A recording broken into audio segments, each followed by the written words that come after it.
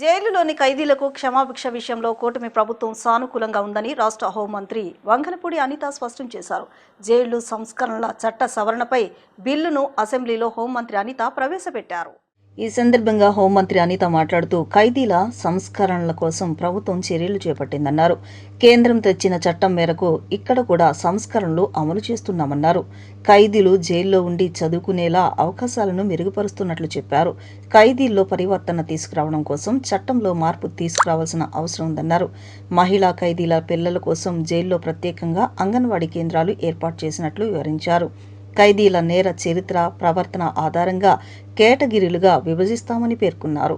ఖైదీలు మారేందుకు మానసిక పరివర్తన తెచ్చేలా ఓపెన్ ఎయిర్ జైళ్లు ఏర్పాటు చేస్తున్నట్లు చెప్పారు.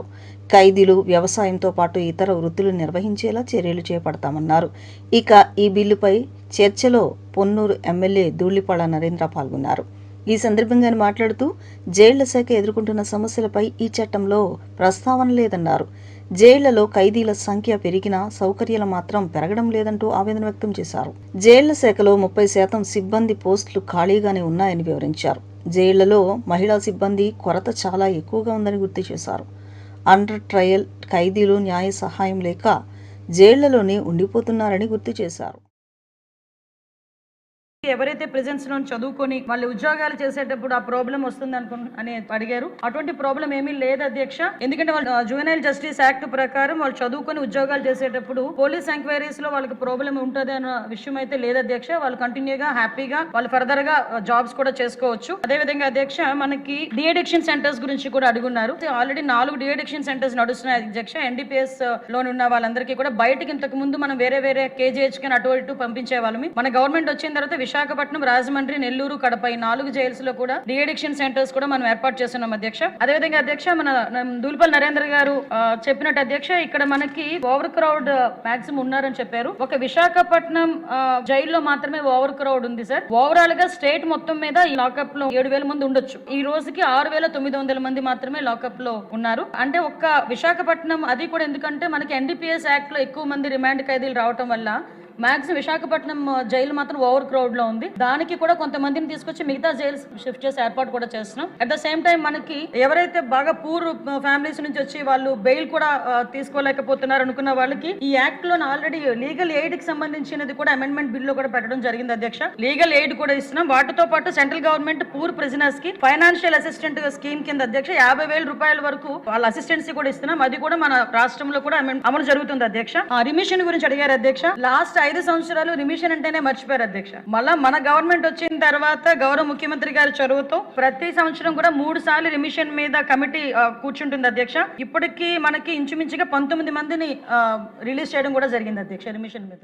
రాష్ట్రంలోని విద్యా వ్యవస్థ నిరుద్యోగుల సమస్యలపై శాసనసభ సభ్యులు అడిగిన ప్రశ్నలకు మంత్రి నారా లోకేష్ సమాధానమిచ్చారు. రాష్ట్రంలోని నిరుద్యోగులు ఎంతో కాలంగా ఎదురు చూస్తున్న జాబ్ క్యాలెండర్ను ఉగాది పండుగ సందర్భంగా విడుదల చేస్తామని మంత్రి లోకేష్ ప్రకటించారు.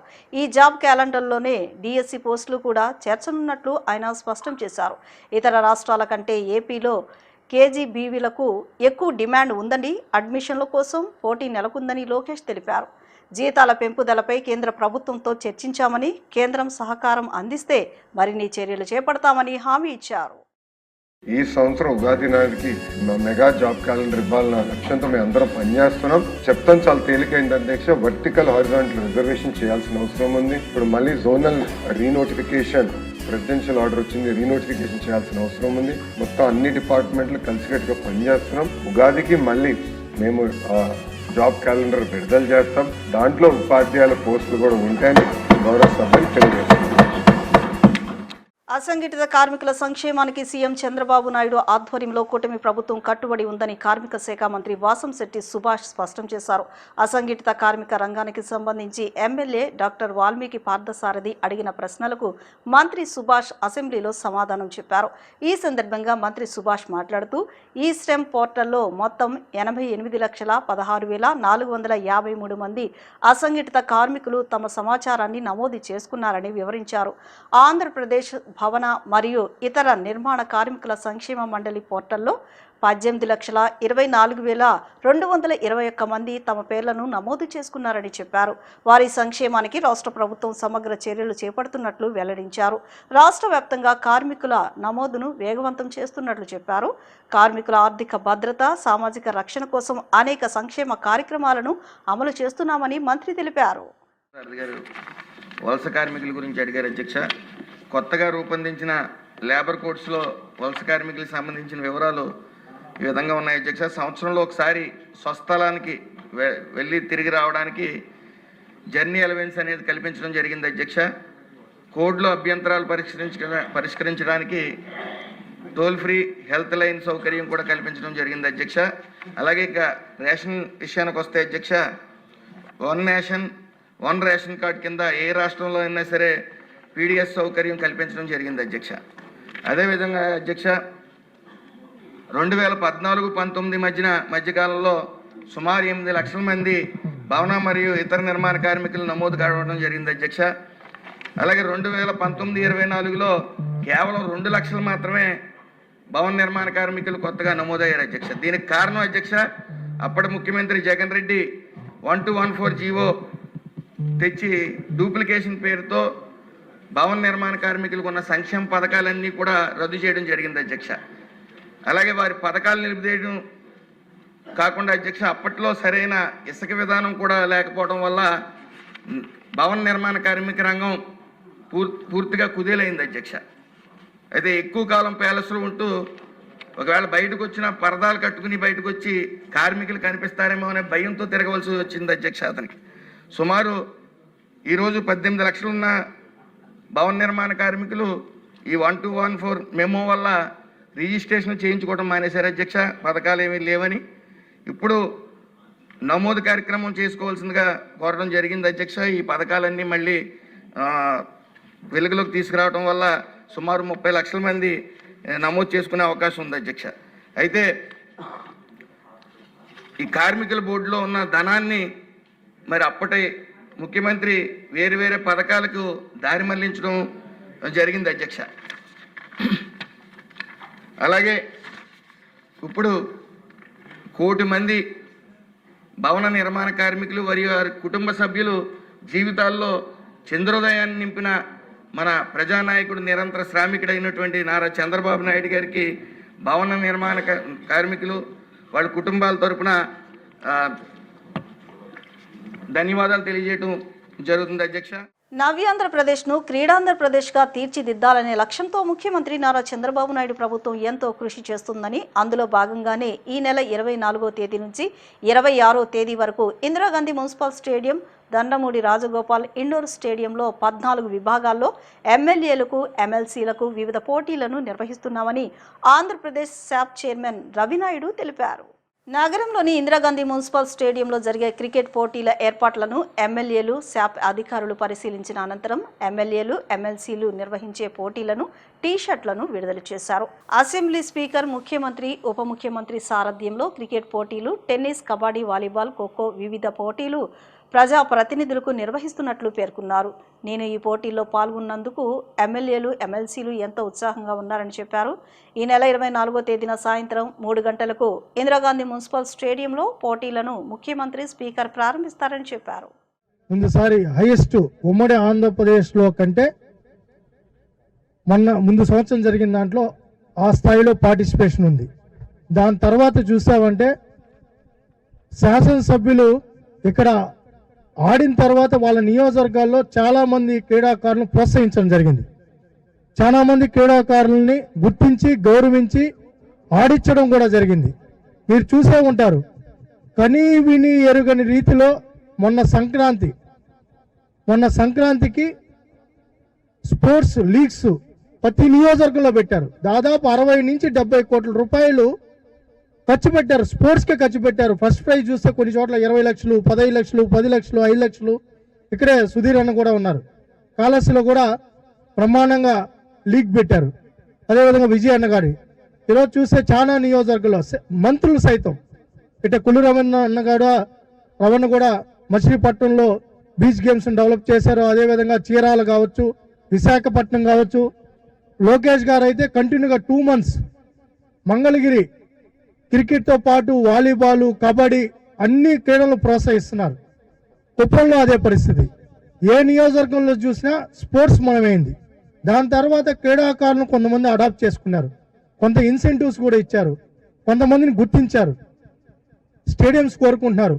అదేవిధంగా అనూహ్యంగా ఈ సంవత్సరం 2025 చూస్తే బ్రహ్మాండంగా స్పోర్ట్స్ ఆంధ్రప్రదేశ్లో చంద్రబాబు నాయుడు గారు ఏదైతే కలలు కన్నారో క్రీడా ఆంధ్రప్రదేశ్గా మార్చాలని, తదనుగుణంగా కూడా గౌరవ శాసనసభ్యులు, శాసన మండలి సభ్యులు, గౌరవ పార్లమెంటు సభ్యులు ఇక్కడ కూడా చిన్నన్న గారు కూడా బ్రహ్మాండంగా అన్ని నియోజకవర్గ కేంద్ర మంత్రులు సైతం రామ్మోహన్ అన్న కావచ్చు, తమసాని గారు కావచ్చు, ఎవరు చూసినా పురంధేశ్వరమ్మ గారు కావచ్చు, ప్రతి ఒక్కరు బ్రహ్మాండంగా స్పోర్ట్స్కి సపోర్ట్ చేస్తున్నారు.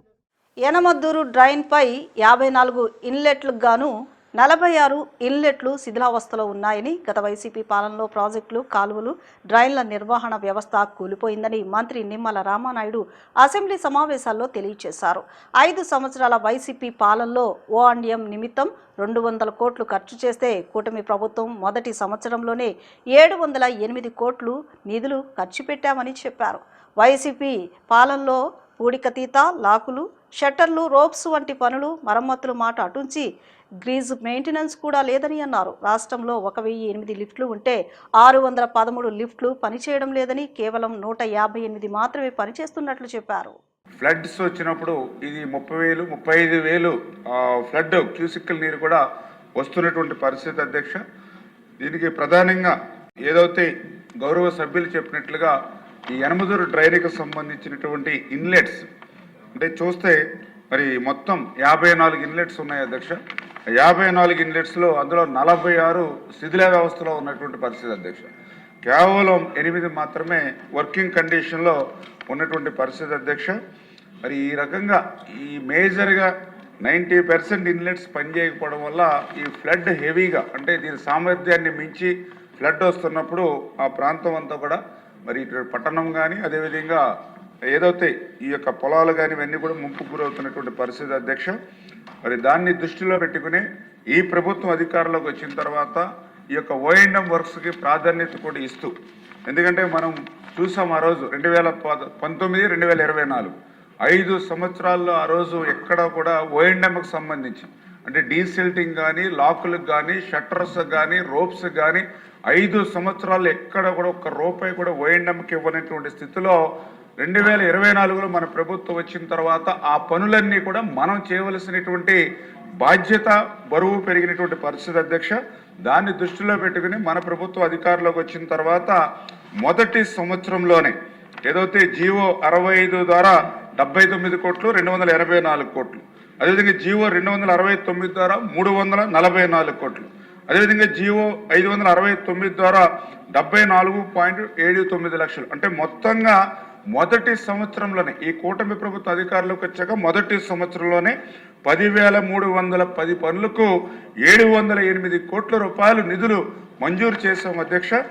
ఈ యొక్క నిధుల్లోనే ఈ యొక్క యనమదూరు డ్రైనేజ్కి సంబంధించి 519 జీవోలో 1.40 కోట్లు, ఇది 3 ఇన్లెట్లు మరి దాన్ని బాగు చేయడానికి, అదేవిధంగా 555 జీవోలో 1.8 కోట్లు, ఇది 7 ఇన్లెట్లు పునర్నిర్మాణానికి ఉపయోగపడతాయి అధ్యక్ష. ఈ రకంగా 10 పునర్నిర్మాణం ఈ మొదటి సంవత్సరంలో టెండర్ల ప్రక్రియ చేసి ఇది పూర్తి చేస్తున్నాం అధ్యక్ష. మిగిలినటువంటి బ్యాలెన్స్ ఏవైతే 36 ఉన్నాయో అవి కూడా మరి త్వరలోనే ఎస్టిమేషన్ వేసుకుని దాన్ని కూడా మరి పనిచేయడానికి ముందుకెళ్తామని చెప్పి మీ ద్వారా తెలియజేస్తున్నాం అధ్యక్ష. జీవనోపాధిని కల్పించే విధంగా రాష్ట్ర ప్రభుత్వాలు చర్యలు తీసుకోవడంతో పాటు సంక్షేమ పథకాలు అందించాలని ఎమ్మెల్యే పార్థసారథి అసెంబ్లీ సమావేశాల్లో స్పష్టం చేశారు. కరోనా మహమ్మారి లాంటి జాతీయ విపత్తు సమయంలో సుప్రీంకోర్టు ఆదేశాల మేరకు అసంఘటిత కార్మికుల కోసం ప్రత్యేక రిజిస్ట్రేషన్ ఏర్పాటు చేయడం జరిగిందని, ఆంధ్రప్రదేశ్లో 1,50,00,000 మంది లక్ష్యం పెట్టుకుంటే కేవలం 88 లక్షల మంది మాత్రమే నమోదు చేసుకున్నారని చెప్పారు. అటల్ పెన్షన్ స్కీమ్లో వైఎస్ జగన్ పరిపాలనలో కేవలం 2 లక్షల మంది మాత్రమే వారి పేర్లను రిజిస్ట్రేషన్ నమోదు చేసుకున్నారని, కూటమి పరిపాలనలో ఈ 20 నెలల్లో 18 లక్షల మంది నమోదు చేసుకున్నారని, వారందరికీ సామాజిక సంక్షేమ పథకాలు అందిస్తున్నట్లు చెప్పారు. భారతదేశంలో 32 కోట్ల మంది రిజిస్ట్రేషన్ చేసుకోవడం జరిగిందని చెప్పారు.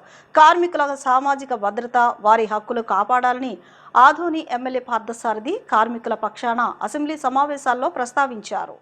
అటల్ పెన్షన్ స్కీమ్లో వైఎస్ జగన్మోహన్ రెడ్డి పాలనలో కేవలం 2 లక్షల మంది మాత్రమే వారి పేర్లను రిజిస్ట్రేషన్ నమోదు చేసుకున్నారని, కూటమి పరిపాలనలో ఈ 20 నెలల్లో 18 లక్షల మంది నమోదు చేసుకున్నారని, వారందరికీ సామాజిక సంక్షేమ పథకాలు అందిస్తున్నామని చెప్పారు.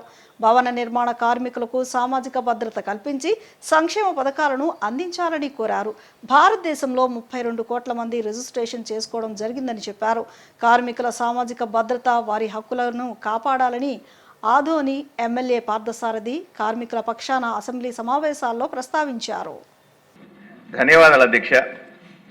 అసంఘటిత కార్మికులు రోజు పని చేస్తే కానీ కడుపు నింపుకోలేనటువంటి వారు అధ్యక్ష. వీళ్ళలో భవన నిర్మాణ కార్మికులు, వలస కూలీలు, వీధుల్లో తోపుడు బండ్ల ద్వారా, గంపల ద్వారా కూరగాయలు, పళ్ళు, ఇతర వస్తువులు అమ్ముకునే వాళ్ళు, ఇళ్లల్లో పని చేసుకునే పని మనుషులు, వ్యవసాయ కూలీలు, వలస కూలీలు వస్తారు అధ్యక్ష. వీరికి సామాజిక భద్రత కల్పించాలా, సంక్షేమ పథకాల అమల్లో ఉంచాలా, నైపుణ్యంతో పాటు ఆదాయాన్ని కూడా పెంచాలా. కోవిడ్ లాంటి సమస్యలు వచ్చినప్పుడు, జాతీయ విపత్తు సందర్భంలో వీళ్లకు అందాల్సిన సాయం కోసం 2021లో సుప్రీంకోర్టు ఆదేశాలతో ఈశ్రామ్ పోర్టల్ నమోదు మొదలుపెట్టారు అధ్యక్ష. సచివాలయంలో, మీ సేవా కేంద్రాల్లో, మెప్మా సెంటర్లో సొంతంగా కూడా చేసుకోవచ్చు అధ్యక్ష. భారతదేశం మొత్తం మీద 32 కోట్ల మంది రిజిస్టర్ అయితే ఆంధ్రప్రదేశ్లో కేవలం 88 లక్షల మంది మాత్రమే నమోదైనారు అధ్యక్ష. వీళ్ళలో మగవాళ్ళు 44%, ఆడవాళ్లు 55%. ఉత్తరప్రదేశ్, బీహార్, వెస్ట్ బెంగాల్ తర్వాత ఆంధ్రప్రదేశ్ 12వ స్థానంలో ఉంది అధ్యక్ష. కానీ లక్ష్యం మాత్రం 1,50,00,000 మందిని ఉంటారని అంచనా వేసి వాళ్ళని రిజిస్టర్ చేయాల్సిన అవసరం ఉంది అధ్యక్ష.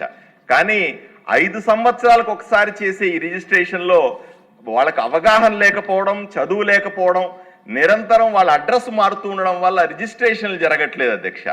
జగన్మోహన్ రెడ్డి ప్రభుత్వంలో ఏ ఇల్లు కట్టినా 1% సెజ్ రూపంలో బోర్డు కట్టేది అధ్యక్ష. అలా 600 కోట్ల రూపాయలు వాళ్లకు మాత్రమే ఖర్చు చేయాల్సిన డబ్బుల్ని జగన్మోహన్ రెడ్డి గారు, నేను నవరత్నాలు పథకాలు ఇస్తున్నాను కదా, ఇంకా అవసరం లేదని మెమో నెంబర్ 12, 14 ద్వారా పథకాలన్నీ రద్దు చేశాడు అధ్యక్ష. నిధులను దారి మళ్లించాడు అధ్యక్ష. ఇంకో పక్క కృత్రిమమైనటువంటి ఇసుక కొరతతో వాళ్ళంతా అల్లాడిపోయినారు.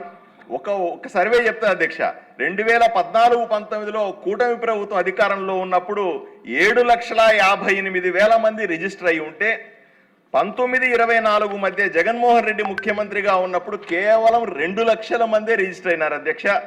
తర్వాత ఈ 20 నెలల్లో కూటమి ప్రభుత్వం వచ్చిన తర్వాత 18 లక్షల మందిని మనం చేర్చుకోగలిగినాం. మళ్ళీ పథకాలన్నీ మొదలైనాయి అధ్యక్ష. దీన్ని అడిగేది ఏమిటంటే, రేషన్ ఇస్తా ఉన్నారు, కానీ చాలా చోట్ల ఒక చోట ఎక్కడైనా సరే రేషన్ తీసుకునే అవకాశం ఉంటే అది ఇవ్వటం లేదు అన్నది కంప్లైంట్ అధ్యక్ష. దీన్ని మంత్రి గారి దృష్టి తీసుకెళ్తా ఉన్నాను. అలాగే ఆయుష్మాన్ భారత్ కింద కేంద్రం 5 లక్షలు ఇస్తే రాష్ట్రం 25 లక్షల రూపాయలు ఇవ్వాలనేటువంటి పథకం, ఇది పూర్తిగా అమలు కావట్లేదన్నది మంత్రి గారి దృష్టికి తీసుకెళ్తా ఉన్నాను. రాష్ట్ర వ్యాప్తంగా ఇంటర్మీడియట్ పరీక్షలు ప్రారంభమయ్యాయి. ఈరోజు ఉదయం 9 గంటలకు ఈ పరీక్షలు ప్రారంభమయ్యాయి. ఇవి మధ్యాహ్నం 12 గంటల వరకు జరిగాయి. రాష్ట్ర వ్యాప్తంగా ఈ ఏడాది ఇంటర్ పరీక్షలకు మొత్తం 10,57,899 మంది విద్యార్థులు హాజరు కానున్నారు. మొదటి సంవత్సరం పరీక్షలకు 5,31,275 మంది విద్యార్థులు హాజరయ్యారు. రేపటి నుంచి అంటే మంగళవారం నుంచి ప్రారంభమయ్యే రెండో సంవత్సర పరీక్షలకు 5,26,264 మంది విద్యార్థులు హాజరు కానున్నారు. పరీక్షల సమయానికి 1 నిమిషం ఆలస్యమైనా అనుమతించబోమని ఇప్పటికే ఇంటర్మీడియట్ బోర్డు స్పష్టం చేసింది. ఎన్టీఆర్ జిల్లాలోని 98 పరీక్షా కేంద్రాల్లో 76,268 మంది విద్యార్థులు ఇంటర్ పరీక్షలు రాయనున్నారు. ఉమ్మడి కృష్ణా జిల్లాలో ఇంటర్ పరీక్షలు చాలా ప్రశాంతంగా ప్రారంభమయ్యాయి. పరీక్షా కేంద్రాల వద్ద విద్యార్థుల తల్లిదండ్రులతో కోలాహలంగా మారింది. పరీక్షా కేంద్రాల వద్ద విద్యార్థులు ఎలాంటి ఇబ్బందులకు గురికాకుండా పోలీసు బలగాలను మోహరించారు. విజయవాడ నగరంలో ప్రధాన బందర్ రోడ్డుతో పాటు పలు రహదారుల వెంట ఉన్న విద్యా సంస్థల్లో ఇంటర్ పరీక్షా సెంటర్ల వద్ద విద్యార్థులు ట్రాఫిక్ రద్దీ రీత్యా అనేక అవస్థలకు గురవుతున్నారు. ఎన్టీఆర్ జిల్లాలోని ప్రధానంగా విజయవాడ నగరంలో పలు విద్యా సంస్థల వద్ద ఈ రోజు నుంచి ప్రారంభమైన ఇంటర్ పరీక్షా కేంద్రాల వద్ద అటు విద్యార్థుల తల్లిదండ్రులు పెద్ద ఎత్తున పరీక్షా కేంద్రాలకు చేరుకోవడం జరిగింది. ఈ రోజు మొదటి రోజు కావడంతో విద్యార్థులు పరీక్షా కేంద్రాల వద్ద కొంత గందరగోళానికి గురయ్యారు. మొదటి సంవత్సరం 36,734 మంది, ద్వితీయ సంవత్సరం 39,534 మంది ఇంటర్ విద్యార్థులు పరీక్షలు రాయనున్నారు. పరీక్షా కేంద్రాలకు వచ్చిన విద్యార్థులను క్షుణ్ణంగా తనిఖీ చేసి ఎగ్జామ్ కేంద్రాలకు పోలీసులు, విద్యాశాఖ అధికారులు పంపించడం జరిగింది. ఈ నేపథ్యంలో విద్యార్థులంతా పరీక్ష ప్రారంభమయ్యే సమయం కంటే దాదాపు గంట ముందే పరీక్షా కేంద్రానికి చేరుకున్నారు. రాష్ట్ర వ్యాప్తంగా ఈ ఇంటర్ పరీక్షల కోసం 1,537 కేంద్రాలను ప్రభుత్వం ఏర్పాటు చేసింది. పరీక్షా కేంద్రాల్లోకి మొబైల్ ఫోన్లు, స్మార్ట్ వాచీలు సహా ఎలాంటి గాడ్జెట్లకు అనుమతి లేదని ఇప్పటికే విద్యార్థులకు ఇంటర్ బోర్డు స్పష్టం చేసింది. ప్రతి పరీక్షా కేంద్రం వద్ద సీసీ కెమెరాలతో నిఘా ఏర్పాటు చేసింది. అలాగే ఆ ప్రాంతంలో 144 సెక్షన్ అమలు చేస్తున్నారు. మార్చి 24వ తేదీ వరకు ఈ ఇంటర్మీడియట్ పరీక్షలు జరగనున్నాయి. ఈ విద్యా సంవత్సరంలో చేపట్టిన సంస్కరణల నేపథ్యంలో మొదటి సంవత్సరం గణితం, physics, chemistry, economics, civics, commerce, history సబ్జెక్టులకు 32 పేజీల బుక్లెట్ ఇవ్వనున్నారు. మిగిలిన బ్యాక్లాగ్ సబ్జెక్టులకు రెండో సంవత్సరం అన్ని సబ్జెక్టులకు 24 పేజీల బుక్లెట్ను అందచేయనున్నారు. ఈ బుక్లెట్లోనే విద్యార్థులు జవాబులు రాయాల్సి ఉంటుంది. అదనపు జవాబు పత్రాలు ఇవ్వరు. ఇప్పుడు చిన్న విరామం తీసుకుందాం.